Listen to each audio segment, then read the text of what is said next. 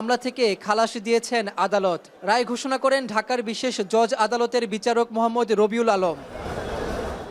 নাইকো মামলার রায়ের পর্যবেক্ষণে আদালত বলেন, এই মামলা একটি রাজনৈতিক ও হয়রানিমূলক মামলা। রায়ের পর আইনজীবীরা বলেন, দুদকের কর্মকর্তাদের অনৈতিকভাবে ব্যবহার করে এ মামলা দেয়া হয়েছিল। শেখ হাসিনা সহ দুদকের তৎকালীন কর্মকর্তাদের বিচারের দাবি জানান তারা। বেগম খালেদা জিয়ার বিরুদ্ধে এই ৩৯ জন সাক্ষীর একজনেও বেগম খালেদা জিয়ার বিরুদ্ধে কোনো সাক্ষ্য দেন নাই এবং এই মামলার মধ্যে গত ১৬ বছর বেগম খালেদা জিয়াকে অপমান অপদস্থ করবার জন্য, শুধুমাত্র রাজনৈতিকভাবে তাকে মাইনাস করবার জন্য এই মিথ্যা মামলাটা দিয়েছিল। আজকে মাননীয় আদালত আজকে রায়ের মধ্য দিয়ে বেগম খালেদা জিয়াকে খালাস দিয়েছেন। এদিকে বিএনপির আইনজীবীরা বলেন, নাইকো মামলায় বেগম খালেদা জিয়াকে ফাঁসিয়েছিলেন শেখ হাসিনা। দেশনেত্রী বেগম খালেদা জিয়ার বিরুদ্ধে কোনো ধরনের কোনো যৌক্তিক বা আইনগত অভিযোগ না থাকা সত্ত্বেও সেই মামলা দিয়ে দেশনেত্রী বেগম খালেদা জিয়াকে অনেকভাবে নাজেহাল করা হয়েছিল। এদিকে এই মামলায় খালাস পাওয়া ৮ জনের মধ্যে ৩ জনই মারা গেছেন। রাব্বি হোসেন, এখন, ঢাকা। উপাচার্যের পদত্যাগ, ক্যাম্পাসের ছাত্র রাজনীতি নিষিদ্ধ এবং হামলাকারীদের গ্রেপ্তার সহ ৬ দফা দাবিতে আজও বিক্ষোভ করছেন খুলনা প্রকৌশল ও প্রযুক্তি বিশ্ববিদ্যালয়ের শিক্ষার্থীরা। ২০ ঘন্টা পেরিয়ে গেলেও অবরুদ্ধ করে রেখেছেন উপাচার্যকে। তালা লাগিয়ে দেওয়া হয়েছে প্রশাসনিক ভবনেও, বন্ধ ক্লাস পরীক্ষা। পরিস্থিতি নিয়ন্ত্রণে মোতায়েন আছে আইন শৃঙ্খলা রক্ষা বাহিনীর অতিরিক্ত সদস্য। দাবি আদায় না হওয়া পর্যন্ত আন্দোলন চলবে বলে হুঁশিয়ারি সাধারণ শিক্ষার্থীদের। প্রতিবেদনে বিস্তারিত। ক্যাম্পাসে ছাত্র রাজনীতি নিষিদ্ধের দাবিকে কেন্দ্র করে সাধারণ শিক্ষার্থী ও ছাত্রদলের মধ্যে সংঘর্ষের ঘটনায় মঙ্গলবার থেকেই উত্তপ্ত খুলনা প্রকৌশল বিশ্ববিদ্যালয়। হামলার ঘটনায় জড়িতদের গ্রেপ্তার, ক্যাম্পাসে রাজনীতি নিষিদ্ধ ও উপাচার্যের পদত্যাগ সহ ৬ দফা দাবিতে অনড় সাধারণ শিক্ষার্থীরা। দাবি আদায় না হওয়া পর্যন্ত দীর্ঘ সময় ধরে অবরুদ্ধ করে রাখা হয়েছে উপাচার্যকে। বন্ধ বিশ্ববিদ্যালয়ের ক্লাস পরীক্ষা সহ শ্রেণী কার্যক্রম। বুধবার সকাল থেকে ফের ক্যাম্পাসে সমবেত হন সাধারণ শিক্ষার্থীরা। বিশ্ববিদ্যালয়ের মেডিকেল সেন্টারের সামনে পাহারা বসিয়ে উপাচার্যকে অবরুদ্ধ করে রাখেন তারা। এ সময় উপাচার্য, উপ উপাচার্য ও ছাত্র কল্যাণ পরিচালকের পদত্যাগের দাবি আদায় না হলে কঠোর আন্দোলনের হুঁশিয়ারি দেন শিক্ষার্থীরা। শিক্ষার্থীদের দাবির সঙ্গে সংহতি জানিয়ে দুপুর ১২টার দিকে বিবৃতি দেন শিক্ষক সমিতির সাধারণ সম্পাদক। তবে বিবৃতি স্পষ্ট নয় দাবি করে তা প্রত্যাখ্যান করে সাধারণ শিক্ষার্থীরা। অন্যদিকে ক্যাম্পাসে হামলা ও সংঘর্ষের ঘটনায় খুলনা প্রেস ক্লাবে সংবাদ সম্মেলন করে ছাত্রদল। ক্যাম্পাসে কৌশলে ছাত্র রাজনীতি চালু থাকার দাবি করা হয় সংগঠনের পক্ষ থেকে। এর আগে মঙ্গলবার দিনভর ক্যাম্পাসে রাজনীতি ফেরানোর প্রতিবাদ সহ বিভিন্ন দাবিতে বিক্ষোভ করে শিক্ষার্থীরা। এ সময় ছাত্রদল হামলা চালালে দুপক্ষের সংঘর্ষে ক্যাম্পাস রণক্ষেত্রে পরিণত হয়। এখন খুলনা। কুয়েটের শিক্ষার্থীদের ওপর হামলাকারীদের গ্রেপ্তার, বহিষ্কার ও ছাত্র রাজনীতি নিষিদ্ধ সহ ৫ দাবিতে প্রায় ২০ ঘন্টার বেশি সময় ধরে অবরুদ্ধ করা হয়েছে ভিসিকে। ক্যাম্পাসের পরিস্থিতি জানাতে বিস্তারিত জানাতে আমাদের সাথে সেখান থেকে যুক্ত হচ্ছেন সহকর্মী রামিম চৌধুরী। রামিম, ক্যাম্পাসের সবশেষ পরিস্থিতি তো জানাবেন এবং শিক্ষার্থীরা যে দাবি জানিয়েছে সেই দাবির প্রেক্ষিতে এখন পর্যন্ত কি প্রশাসন কিছু বলেছে?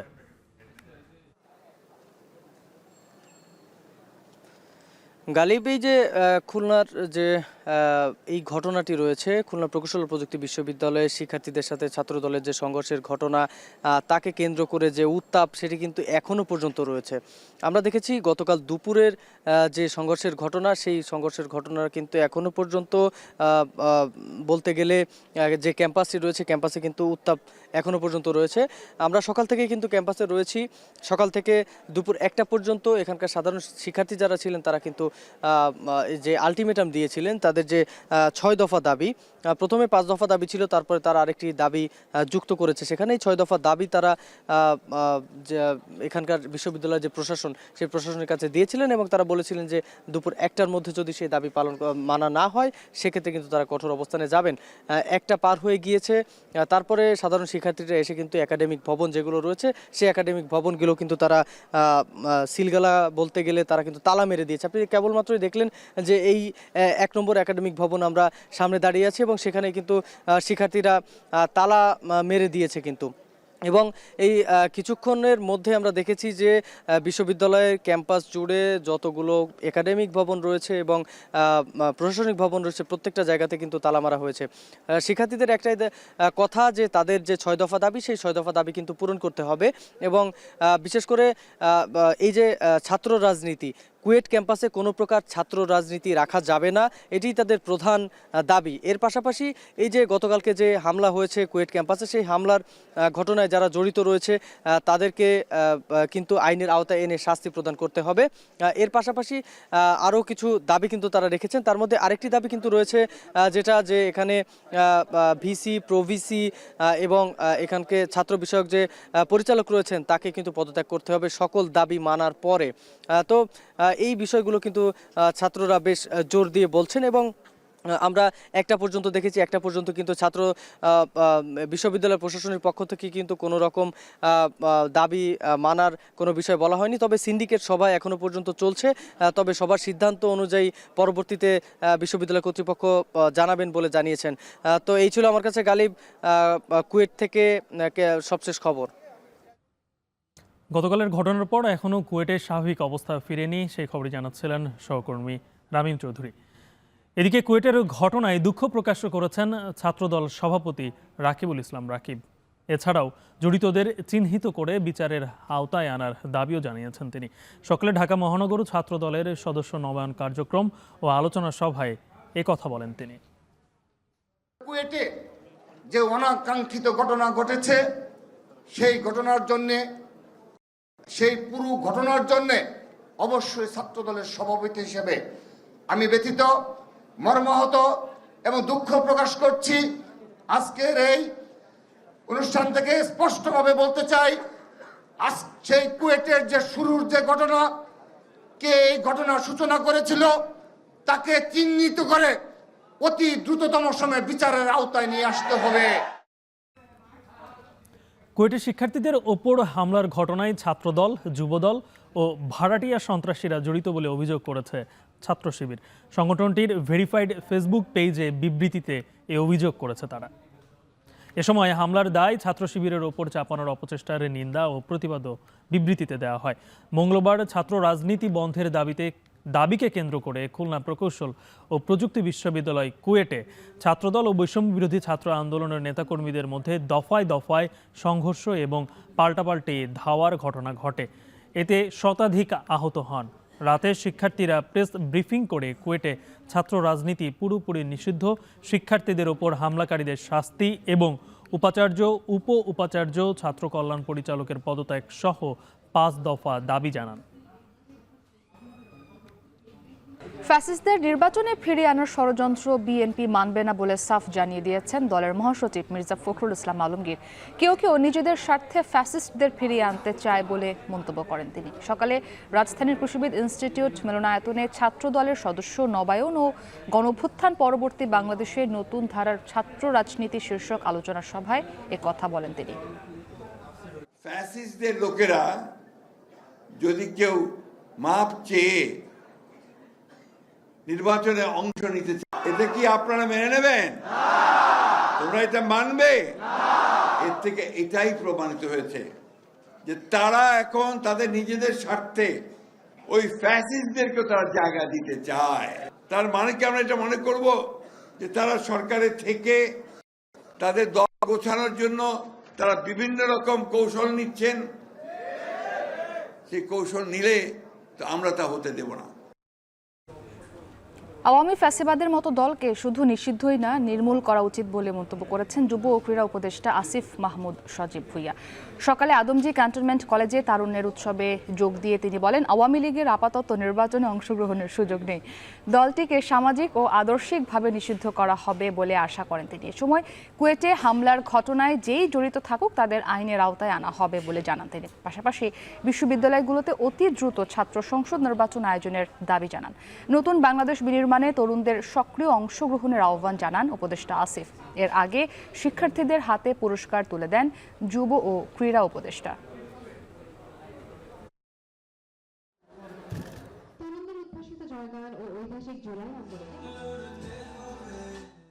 আমরা দেখেছি যে শুধু নিষিদ্ধ করেই একটি এরকম সংগঠনকে তার রাজনৈতিক কার্যক্রম পুরোপুরি বন্ধ করা যায় না। আওয়ামী লীগ জামাতকে নিষিদ্ধ করেছিল 2008 সালে, কিন্তু তাকে রাজনীতি করা থেকে বিরত করতে পারেনি। আমরা শুধু নিষিদ্ধ না, আমরা মনে করি যে এই ধরনের একটি ফ্যাসিবাদী দল যারা নাজিদের মতো গণহত্যা চালিয়েছে তাদের বাংলাদেশ থেকে নির্মূল করা উচিত, এবং সেটা করার জন্য শুধুমাত্র লিগ্যালি নিষিদ্ধ করা দিয়ে সমাধান নয়, অবশ্যই আইনি প্রক্রিয়ায়, বিচারিক প্রক্রিয়ায় আওয়ামী লীগকে নিষিদ্ধ করা উচিত। এবং এর পাশাপাশি সামাজিকভাবেও তাকে সামাজিক এবং আদর্শিকভাবেও তাকে এলিমিনেট করার জন্য যে ধরনের উদ্যোগ নেওয়া প্রয়োজন সরকার সেগুলো নেবে। চলতি সপ্তাহে নতুন রাজনৈতিক দল গঠন করতে যাচ্ছে গণ অভ্যুত্থানের নেতৃত্ব দেওয়া তরুণদের সংগঠন জাতীয় নাগরিক কমিটি। নতুন রাজনৈতিক বন্দোবস্তের লক্ষ্যে গঠিত এই দলের আদর্শ হবে মধ্যম পন্থার। চর্চা হবে গণতন্ত্র ও জবাবদিহিতা। তবে আত্মপ্রকাশের আগেই দলটির নেতৃত্ব নিয়ে বিরোধ তৈরি হয়েছে। কেন্দ্রীয় নেতাদের দাবি এটি অন্তর্কোন্দল নয়, বরং নেতৃত্বের প্রতিযোগিতা। এদিকে বিদ্যমান রাজনৈতিক দলগুলোর কাছ থেকে শিক্ষা নিয়ে নতুন দলকে অভ্যন্তরীণ গণতন্ত্র চর্চার আহ্বান রাষ্ট্রবিজ্ঞানীদের। আরও জানাচ্ছেন হাসিব বিল্লাহ। দীর্ঘদিনের ফ্যাসিবাদী ব্যবস্থার কবল থেকে মুক্ত হতে লাখো প্রাণ যেদিন এক হয়েছিল কেন্দ্রীয় শহীদ মিনারে, সেদিন ঘোষণা হয় এক নতুন রাজনৈতিক বন্দোবস্ত প্রতিষ্ঠার। এমন একটি রাজনৈতিক বন্দোবস্ত তৈরি করতে চাই যেখানে আর কখনোই কোনো ধরনের স্বৈরতন্ত্র, কোনো ধরনের ফ্যাসিজম ফিরে আসবে না। তার এক মাস পর সেই শহীদ মিনার থেকে জুলাই অভ্যুত্থানে নেতৃত্ব দেয়া তরুণদের সমন্বয়ে যাত্রা শুরু করে জাতীয় নাগরিক কমিটি। গণ অভ্যুত্থানের শক্তিকে সংগঠিত করার লক্ষ্যে গঠিত এ কমিটিতে যোগ দেয় গণতান্ত্রিক ছাত্রশক্তি, ছাত্র অধিকার পরিষদ, ইসলামী ছাত্র শিবির, ছাত্র ফেডারেশন, ছাত্র ইউনিয়ন, রাষ্ট্রচিন্তা, ছাত্র মজলিস, এবি পার্টি, ইসলামী ঐক্যজোট, কওমি অনুসারী শিক্ষার্থী সহ বিভিন্ন সমাজকর্মী ও পেশাজীবী। অভ্যুত্থানের চেতনা ধারণ করে এই প্ল্যাটফর্ম থেকে আগামী সপ্তাহে আত্মপ্রকাশ করতে যাচ্ছে নতুন এক রাজনৈতিক দল। সংগঠনটির নেতারা বলছেন, ধর্মনিরপেক্ষ কিংবা ধর্মভিত্তিক নয়, বরং দায় ও দরদের রাজনীতি হবে বাংলাদেশ পন্থাকে সামনে রেখে। বাংলাদেশের মানুষ তারা পাহাড়ে বাস করুন আর সমতলে বাস করুন, সকলের মধ্যে যাতে বাংলাদেশ পন্থা এক মূল বিষয় হয়ে ওঠে, সে বিষয়টাকেই আমরা ফোকাস করতে চাই। 15 সালের ভ্যাট বিরোধী আন্দোলন, 2018 সালের নিরাপদ সড়ক আন্দোলন এবং একই সাথে আপনার কোটা সংস্কার আন্দোলন, এবং সর্বশেষ কিন্তু এই ফ্যাসিবাদের পতনটা 2024 সালে ছাত্রদের এবং নিরপেক্ষ ব্যানারে হয়েছে। অর্থাৎ সোসাইটির মধ্যে কিন্তু গত 10 বছর একটা প্রজন্মের মধ্যে কিন্তু আপনার নতুন রাজনৈতিক আকাঙ্ক্ষাটা তৈরি হয়েছে। তবে যাত্রা শুরুর আগে সম্প্রতি দলটির নেতৃত্ব ও কর্তৃত্ব নিয়ে বিরোধ তৈরি হয়েছে। নতুন দলের আহ্বায়ক হিসাবে তথ্য উপদেষ্টা নাহিদ ইসলামকে সবার পছন্দ হলেও বাকি 3 শীর্ষ পদ নিয়ে ছাত্রশক্তি, ছাত্র শিবির ও বামপন্থা সহ কয়েকটি বলয় তৈরি হয়েছে। এসব পদের জন্য আলোচনায় আখতার হোসেন, সাবেক শিবির নেতা আলী হাসান জোনায়েদ, নাসিরুদ্দিন পাটোয়ারি, সার্জিস আলম এবং হাসনাত আবদুল্লাহ সহ বেশ কয়েকজন। তবে বিভক্তি নয়, বরং এটি গণতন্ত্রের সৌন্দর্য বলে মত সংগঠনটির নেতাদের। যেহেতু একেবারেই কোর স্টেক হোল্ডার হলো ইসলামী ছাত্র শিবির এবং গণতান্ত্রিক ছাত্র শক্তি, সো এই জন্য এরা যখন আবার নিজেদের মধ্যে হলো কার কি ভূমিকা ছিল আলোচনায় আসছে, তখন এটাকে মনে হচ্ছে যে আসলে খুব বড় ধরনের একটা কেওয়াস তৈরি হয়েছে। এখন যে দলটা হচ্ছে, যেটাকে বলে বঙ্গীয় বদ্বীপের রাজনীতি করবো, অর্থাৎ আমরা এই মাটির রাজনীতিটা করবো, দায় ও দারদের রাজনীতি, এখন সেই জায়গা থেকে হলো অন্যরাও আরও যদি কেউ মনে করে তারা আর একটা হলো ভালো আর একটা ইডিওলজি আছে, তার সে আরেকটা ইডিওলজি নিয়ে তারা যদি সে নেতৃত্ব থাকে আরেকটা রাজনৈতিক দল গঠন করতে পারে। সামনে দিকে ছাত্রদের নেতৃত্বে একাধিক পার্টি হওয়ার কোনো সম্ভাবনাই নেই, এবং একটা পার্টি হচ্ছে, যেহেতু আমাদের নিউ পার্টি, সকলের কথা বলার একটা সুযোগ আছে এবং সকলেই তার যে স্ট্রিক্টটা, সেই স্ট্রিক্টটা ক্লেম করতে পারে। খুনি হাসিনার বিরুদ্ধে উই আর ইউনাইটেড। তবে এখন এই 24-এর পরে আমাদের সুযোগটা পেয়েছি, সবাই সবার মতামত পেশ করতেছে। আমাদের মধ্যে ফেসবুকে হচ্ছে, কথা হচ্ছে, ইন্টারনালি কেউ কারোর মধ্যে কোনো প্রবলেম নেই। রাজনীতিতে টিকে থাকতে হলে অভ্যন্তরীণ গণতন্ত্র চর্চা, লোভ লালসার ঊর্ধ্বে ত্যাগের মানসিকতা রাখার পাশাপাশি ঢাকা কেন্দ্রিক রাজনীতি থেকে সরে আসার পরামর্শ এই রাষ্ট্রবিজ্ঞানীর। শুরু থেকেই কোনো ইমেজ সংকটের পড়েন, তাদের ইমেজ নিয়ে যদি জনমনে প্রশ্ন থাকে, জনগণের কাছে পৌঁছতে পারবে বলে মনে হয় না। সুতরাং একটা রাজনৈতিক দল হিসেবে টিকে থাকতে হলে একদল আদর্শবাদী নেতৃত্বের প্রয়োজন রয়েছে, যারা তাদের আদর্শের প্রতি অবিচল থাকবেন, কমিটেড থাকবেন, এবং তারা যে কোনো পর্যায়ে যে কোনো ধরনের স্যাক্রিফাইস করতে তারা প্রস্তুত থাকবেন। নতুন রাজনৈতিক দলের কাছে জনগণের প্রত্যাশা কেমন এ নিয়ে জনমত জরিপ আপনার চোখে নতুন বাংলাদেশ শীর্ষক কর্মসূচি শুরু হয়েছে 5ই ফেব্রুয়ারি। এখন পর্যন্ত এই জরিপে অংশ নিয়েছেন 2 লাখের বেশি মানুষ, আর ইতোমধ্যে গঠন হয়েছে 3 শতাধিক থানা কমিটি। হাসিব বিল্লাহ, এখন, ঢাকা। চট্টগ্রামে ওয়াসার মূল সরবরাহ পাইপলাইন ফেটে চট্টগ্রামের অর্ধেক শহরে পানি সরবরাহ বন্ধ হয়ে গেছে। এতে ভোগান্তিতে পড়েছেন অন্তত 30,000 গ্রাহক। জলাবদ্ধতা প্রকল্পে কাজ করার সময় অসাবধানতায় পাইপ লাইনে বড়সড় ছিদ্রের সৃষ্টি হয়। এই পাইপলাইনে রাঙ্গুনিয়া প্রকল্প থেকে দৈনিকে 14 কোটি লিটার পানি সরবরাহ চলে। কর্মকর্তারা বলছেন পাইপলাইন মেরামত কাজ শেষ করতে সময় লাগতে পারে আরও 48 ঘন্টা। আরও জানাচ্ছেন হোসেন জিয়াদ। চট্টগ্রাম নগরীর অক্সিজেন কোয়াইশ রোডের খালে চলা জলাবদ্ধতা প্রকল্পের কাজে অসাবধানতায় গেল সোমবার সন্ধ্যায় ফেটে যায় ওয়াসার মূল পাইপলাইন। সরেজমিনে দেখা যায় 48 ইঞ্চি ব্যাসের এই পাইপলাইন মাটির 10 ফুট গভীরে। ওয়াসার কর্মকর্তারা বলছেন রাঙ্গুনিয়া পানি শোধনাগার প্রকল্প থেকে প্রতিদিন গড়ে 14 কোটি লিটার পানি আসে এই পাইপলাইনে, যা সরবরাহ করা হয় আগ্রাবাদ, হালিশহর, দেওয়ানহাট, ওয়াসা, লালখানবাজার সহ নগরীর অর্ধেক এলাকায়। ফাটলের কারণে এসব এলাকায় পানি সরবরাহ বন্ধ গত মঙ্গলবার থেকে। একই সাথে বন্ধ রাখা হয়েছে রাঙ্গুনিয়া পানি শোধনাগার প্রকল্পের উৎপাদনও। সিস্টেম লস বাদ দিয়ে নগরীতে চট্টগ্রাম ওয়াসা প্রতিদিন পানি সরবরাহ করে 35 কোটি লিটার। প্রায় অর্ধেক সরবরাহ বন্ধ হয়ে পড়ায় দেখা দিয়েছে পানি সংকট, যা আগামী 2 দিনে আরও বাড়তে পারে। পানি সংকট নিরসনে বিকল্প উপায় খুঁজছে সাধারণ মানুষ। গত কদিন তো পানি আসেইনি, এমন একটা অবস্থা হয়েছে যে মৃত ব্যক্তিকে গোসল করানো যাচ্ছে না। যদি ওয়াসার পানি না থাকে তো এখানে মানুষের চলাটা দুরূহ ব্যাপার। এক ড্রাম পানি 300 টাকা কিনে আনতে হইতেছে, এখানে ভাড়া থেকে অনেক কষ্ট পাইতেছি পানির জন্য। গোসল না করলেও মাথা ঘুরে অসুস্থ পড়তেছে মানুষে, খাওয়া দাওয়া বাচ্চারা খেতে পারতেছে না পানির জন্য। ঘটনার পর থেকে পাইপলাইন মেরামতে দিনরাত কাজ করছেন ওয়াসা শ্রমিক কর্মকর্তারা। তবে কাজ শেষ হতে সময় লাগবে 1-2 দিন। এরপর পানি সরবরাহ স্বাভাবিক হতে সময় লাগবে আরও 1 সপ্তাহ। ঢালাই ভাঙার পরে আমরা এখন প্রিলিমিনারি আমরা চেষ্টা করব যে শর্টকাট ওয়েতে যেভাবে আপনার ওয়েল্ডিং করে এই পাইপটা তাড়াতাড়ি রিকভার করা যায় কিনা। তো সেটা যদি হয় আমরা আশা করি আজকের দিনের মধ্যেই আমরা সেটা করে ফেলতে পারবো। আর যদি সেটা আমরা না পারি তাহলে কিন্তু আমাদেরকে আরও কিছু টাইম লাগবে, কারণ আমাদের পুরো পাইপটাই তখন পরিবর্তন করতে হবে। নগরীতে সড়ক, ফ্লাইওভার নির্মাণ কিংবা জলাবদ্ধতার মতো বড় বড় প্রকল্পের কাজ করতে গিয়ে প্রায়শই পাইপলাইন ফেটে যাওয়ার ঘটনা ঘটছে। ওয়াসার কর্মকর্তারা বলছেন এভাবে পাইপ ফেটে যাওয়ার পর সিটি কর্পোরেশন সহ নানা সংস্থার অনুমতি নিতে হয় মেরামত কাজে। এতে ভোগান্তি বাড়ে নগরবাসী এবং ওয়াসারও। এবার মূল পাইপলাইনে ফাটলের কারণে সে ভোগান্তি আরও বাড়ল। হোসেন জিয়াদ, এখন, চট্টগ্রাম। পলি জমে 1 বছরের মধ্যে মাতারবাড়ি গভীর সমুদ্র বন্দরের চ্যানেলের গভীরতা 6 মিটার কমে 10 মিটারে নেমে এসেছে। এতে ভাটার সময় কয়লা বিদ্যুৎ কেন্দ্রের জেটিতে জাহাজ ভিড়াতে সমস্যা হচ্ছে। এমন অবস্থায় চ্যানেল সচল রাখতে খনন শুরু করেছে চট্টগ্রাম বন্দর কর্তৃপক্ষ। এ বিষয়ে আরও জানাতে মহেশখালীর মাতারবাড়ি গভীর সমুদ্র বন্দর থেকে যুক্ত হয়েছেন হাজিরা শিউলি। চ্যানেলে গভীরতা কমে আসায় কি কি সমস্যা তৈরি হচ্ছে জানাবেন এবং কবে নাগাদে খনন কাজটি শেষ হবে?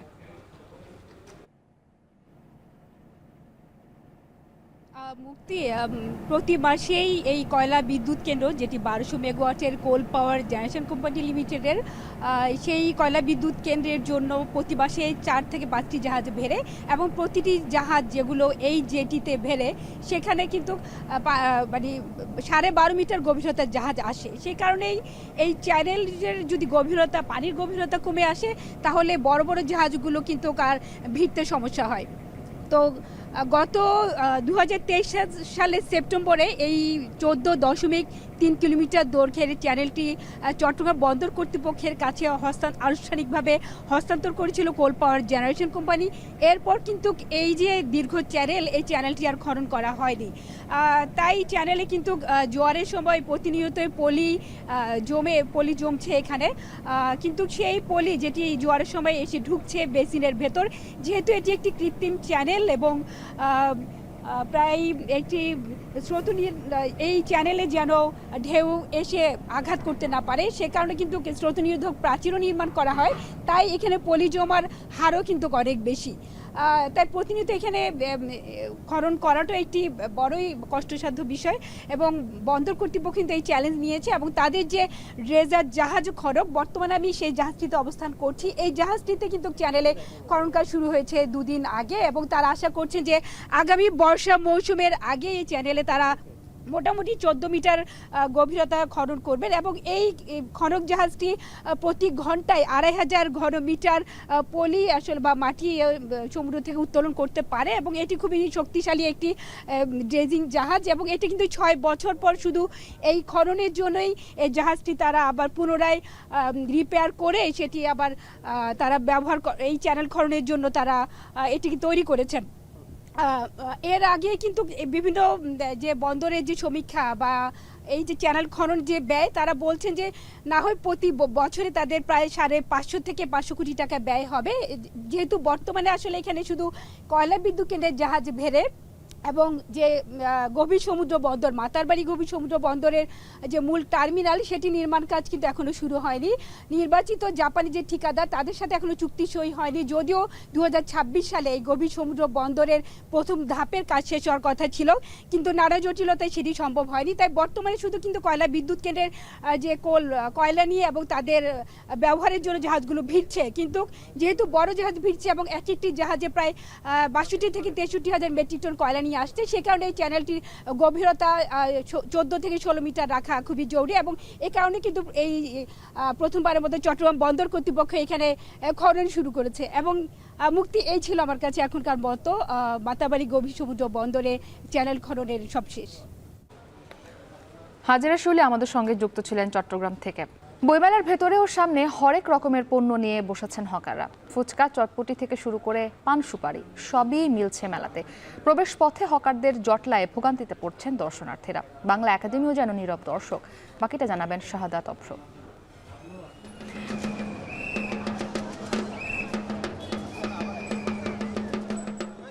হরেক রকমের খেলনা থেকে ঘরের আসবাবপত্র, কি নেই এখানে?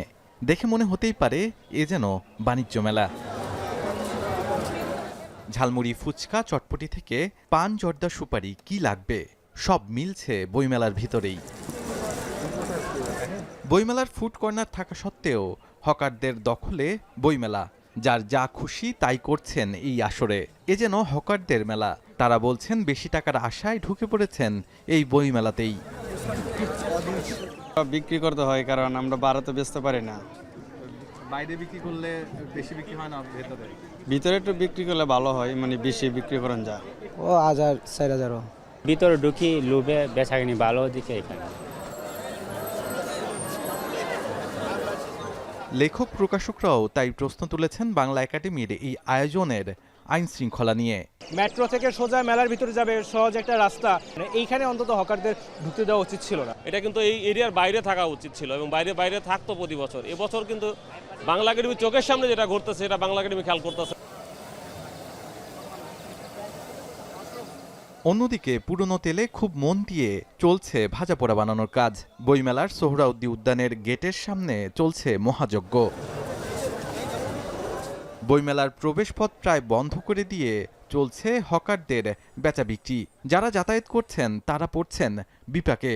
দর্শনার্থী বা বইমেলাতে যারা আসেন তাদেরও হচ্ছে এখানে এক ধরনের যানজট তৈরি হচ্ছে, আবার বইমেলার প্রয়োজনীয় গাড়িগুলো যেগুলো ঢুকার চেষ্টা করতেছে সেটাও একটা ধরনের বাধা সৃষ্টি করছে। বিভিন্ন গেটের সামনে এই যেগুলো হচ্ছে জ্যামজট করতেছে, পরিবেশটা মানে বইমেলার মানে সৌন্দর্যটাই নষ্ট করতেছে। আর গণমাধ্যম কর্মীদের উপস্থিতি টের পেয়ে আইন শৃঙ্খলা বাহিনী হকারদের সরাতে চেষ্টা করে, তবে তখনও চলে চোর পুলিশ খেলা। একদিক দিয়ে সরালে অন্য দিক দিয়ে হাজির তারা। গণমাধ্যম কর্মী যারা রয়েছে তাদেরকে দেখা মাত্রই তাদেরকে সরিয়ে দিচ্ছে। আইন শৃঙ্খলা রক্ষাকারী বাহিনী রয়েছে, কিন্তু তাদের সামনেই কিন্তু তারা বিক্রি করছে, কিন্তু তারা কিছু বলছে না। বইমেলার শৃঙ্খলার বিষয়ে বাংলা একাডেমির পক্ষ থেকে দায় স্বীকার করলেও আইন শৃঙ্খলা বাহিনীর গাফিলতির ব্যাপারটিও উঠে আসে বাংলা একাডেমির মহাপরিচালকের বক্তব্যে। আপনি একদম ঠিক বলেছেন যে আমরা এই ব্যাপারে ব্যর্থ হয়েছি। আমরা 1 তারিখ থেকে আজ পর্যন্ত প্রতিদিন অনবরত আমাদের আইন শৃঙ্খলা রক্ষাকারী বাহিনীগুলোর সঙ্গে মিটিং করে যাচ্ছি, ফোনে আলাপ করে যাচ্ছি, সরাসরি সাক্ষাৎ করছি, তারা এখানে আসছেন, আমাদের লোক যাচ্ছে। কিন্তু আমরা বলতে বাধ্য হচ্ছি যে আমরা খুব সফল হইনি। আমাদের আইন শৃঙ্খলা রক্ষাকারী বাহিনীগুলো বারবার কথা দেওয়া সত্ত্বেও এই কাজটা আমাদের জন্য অথবা তাদের নিজেদের জন্য, কারণ এটা তাদের দায়িত্ব, করে উঠতে পারেনি। পুলিশ ও আনসার বাহিনী যেখানে হকার মুক্ত করার কথা, সেখানে দেখা মিলল তারাই তাদের ক্রেতায় পরিণত হয়েছে। বইমেলার রাস্তাগুলো ঠিক হকারদের দখলে চলে গেছে বলা গেলেই চলে, কারণ এখানে এসে দেখতে পেলাম যে প্রবেশপথ সেখানেও যেন হকারদের ছড়াছড়ি। আর বাংলা একাডেমি যেখানে নিয়ন্ত্রণ করার কথা ছিল এই হকারদের, সেখানে পুরোপুরি দর্শকের ভূমিকায় চলে গেছে বাংলা একাডেমি, সেটা কিন্তু বলাই চলে। শাহাদাত অভ্র, এখন ঢাকা। ঢাকা চট্টগ্রাম মহাসড়কের কুমিল্লার পদুয়ার বাজার এলাকায় বেপরোয়া সাদা মাইক্রোবাসের ধাক্কায় গুরুতর আহত হয়েছিলেন এখন টিভির Rajshahi bureau reporter Masuma Akter. CNG থেকে ছিটকে মহাসড়কে পড়ে থাকলেও ভোরের নির্জনতায় সাথে সাথেই তাকে উদ্ধার করা হয়নি। দুমড়ে মুচড়ে যায় সেই সিএনজিটি। পুলিশ বলছে দায়ী যানবাহনটি চিহ্নিত করা হবে, এর চালককেও গ্রেপ্তারে তৎপরতা চলছে। কুমিল্লার পদুয়ার বাজারের দুর্ঘটনাস্থল ঘুরে খালেদ সাইফুল্লাহর প্রতিবেদন, ক্যামেরায় ছিলেন বাসির আহমেদ। ব্যস্ততম ঢাকা চট্টগ্রাম মহাসড়ক, দ্রুতগামী যানবাহনের গন্তব্যে যাওয়ার প্রতিযোগিতা চলে এখানে। চালকের অসতর্কতা মুহূর্তেই বড় দুর্ঘটনার কারণ এই মহাসড়কে।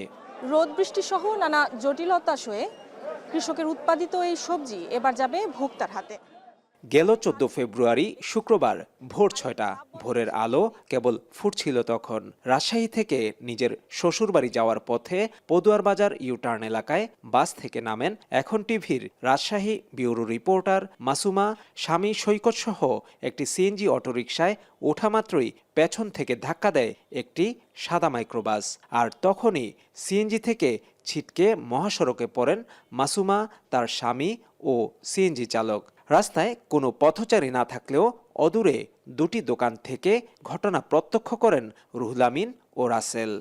সকাল 6:40 মানে এখানে একটা ঘটনা হয়েছিল। মানে এখানে একটা লরি দাঁড়াতে ছিল, লরি দাঁড়ানোর পরে ওই দিকের থেকে একটা গাড়ি আছে সিএনজি, এদিকে তো একটা সিএনজি, সিএনজির পিছনে আসছিল আপনার হাইসে ছিল, হাইসাই মারি দিচ্ছে একটা গাড়ি, লরি সাইডে দিয়ে খারাপ ছিল। তারপরে মনে করেন না আমরা এনে ছিলাম, এর মধ্যে হাই এক্সট্রা ঢাকা থেকে আইয়ে মারিয়ে দিস পিছন দিয়া। এর মধ্যে একটা মহিলা ছিল, একটা পুরুষ নূরজান থেকে আইয়া সিএনজি ড্রাইভারে ডাক দিছে। এই বেশ কিছু সময় সড়কে পড়েছিল মাসুমা। এ সময় ঘাতক মাইক্রোবাসটি দ্রুত ঘটনাস্থল থেকে পালিয়ে যায়। অভিযোগ রয়েছে দূরপাল্লার পরিবহনগুলো পদুয়ার বাজার থেকে বেশ দূরে যাত্রীদের নামিয়ে দেয় প্রায়ই দুর্ঘটনা ও ছিনতাইয়ের শিকার হন যাত্রীরা। এটা আপনার পদুয়ার বাজার বিশ্ব রোড সন্ধু হোটেলের অপর সাইডে গাড়িগুলো এখানে থামি যাত্রীগুলো নামায় দেয়। এখান থেকে নুরজানে যেগুলো হোটেল বেরোতে দেয়, নুরজানেরগুলো নুরজানে চলে যায়। খোলা জায়গা জি পেছনে মার্কেট, রাস্তার ভিতরে নামায় গাড়িগুলা যে হোটেল নুরজানের অপর পাশে নামায়, তারা খোলা জায়গায় নামায় এবং কি ইউটার্নের একটু আগে দিয়ে নামায়, এমন একটা বিপদ সীমা জায়গা নামায়। সিসিটিভি ফুটেজ বিশ্লেষণ ও অনুসন্ধানে জানা যায় মাইক্রোবাসটি নতুন ও সাদা রঙের। জনৈক প্রবাসীকে নিয়ে মাইক্রোবাসটি ঢাকা থেকে ফিরছিল বলেও জানা গেছে। গাড়ির নম্বর প্লেটের শেষ 3 ডিজিট 485। এদিকে ঘাতক মাইক্রোবাস ও চালককে ধরতে তৎপরতার কথা জানিয়েছে হাইওয়ে পুলিশ। অধিক গুরুত্ব দিয়ে এই বিষয়টা দেখব। পাশাপাশি আমাদের অন্যান্য পুলিশের যে ইউনিট আছে, জেলা পুলিশ, তারা হেল্প করবে। আমাদের ঢাকা চট্টগ্রাম মহাসড়ক, এখানে সিসিটিভি ক্যামেরা আছে, ফলে কি ঘটনা ঘটছে, কোত্থেকে, এর পিছনে অন্য কোনো দুরভিসন্ধি আছে কিনা, সকল বিষয়ে আমরা তদন্তের মাধ্যমে নিয়ে আসতে পারবো। সড়কে চালকের অসতর্কতা ও অদক্ষতায় যে তাজা প্রাণ ঝরে যায় তার দগদগে স্মৃতি বাকি জীবন বয়ে বেড়াতে হয় স্বজনদের। প্রতিদিন মাসুমার মতোই অনেক প্রাণ ঝরছে মহাসড়কে, তবুও ফিরছে না শৃঙ্খলা।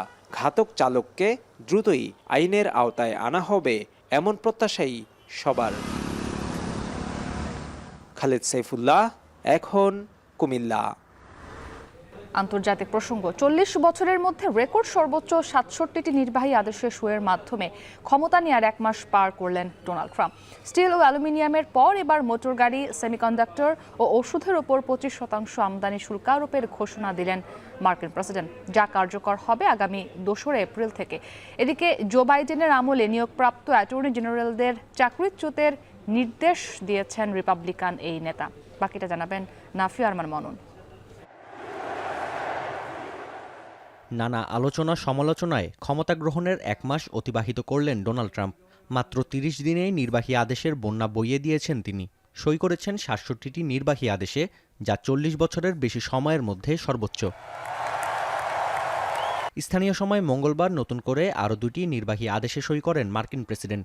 প্রথমটিতে কৃত্রিম গর্ভধারণ ব্যবস্থা বা আইভিএফকে সহজলভ্য ও প্রাপ্যতা নিশ্চিতের নির্দেশ দেওয়া হয়েছে। দ্বিতীয় নির্বাহী আদেশের মাধ্যমে স্বতন্ত্র সংস্থাগুলোর ওপর নজরদারি বাড়াতে ব্যবস্থাপনা ও বাজেট দপ্তরকে অতিরিক্ত ক্ষমতা দেওয়া হয়েছে। এছাড়াও সরকারি কর্মী নিয়োগে স্বচ্ছতা তৈরিতে সই করা হয়েছে স্মারকলিপিতে। প্রেসিডেন্ট জানান, আইভিএফকে দেশজুড়ে ছড়িয়ে দিতে সব ধরনের ব্যবস্থা নেবেন তিনি।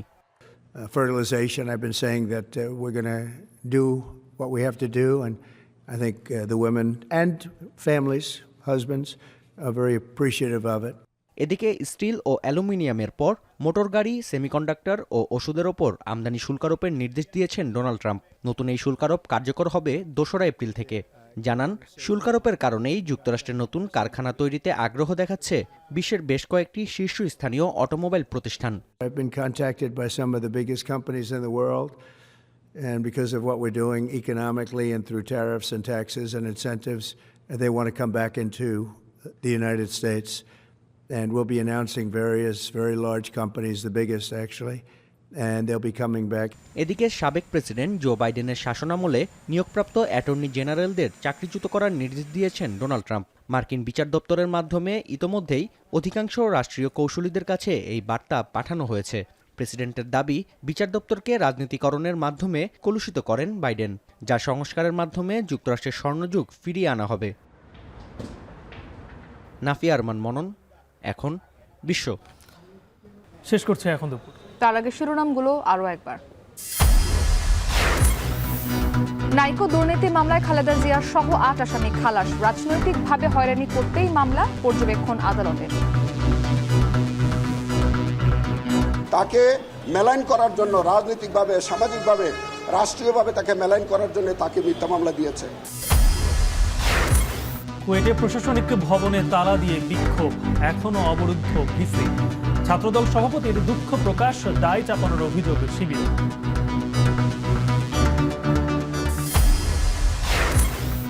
ফ্যাসিস্টদের নির্বাচনে আনলে মানবে না জনগণ, হুঁশিয়ারি মির্জা ফখরুলের। আওয়ামী লীগকে নির্মূল করা উচিত বললেন আসিফ মাহমুদ।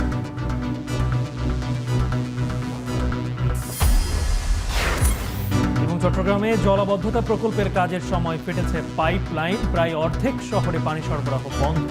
মেরামতে লাগতে পারে 2 দিন। এই ছিল এখন দুপুরের আয়োজনে। এখন টেলিভিশন ওয়েবসাইটে দেখতে ভিজিট করুন এখন.tv।